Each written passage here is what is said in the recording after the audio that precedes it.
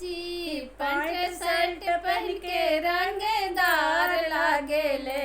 हे जी pant shirt पहन के रंगदार लागेले।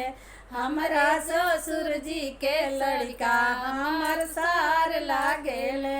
हमरा ससुर जी के लड़का सबके सार लागेले। हे जी चश्मा टोपी पहन के रंगदार लागेले।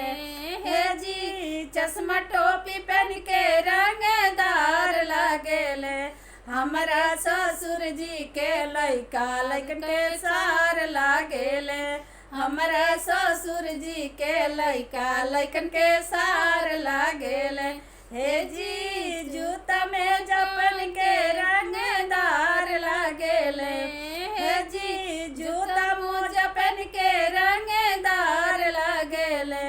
हमरा ससुर जी के लड़का लड़कन के सार लागेले।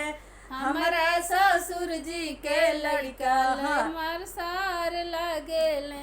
हे जी टाई बेल्ट पहन के रंगदार लागेले।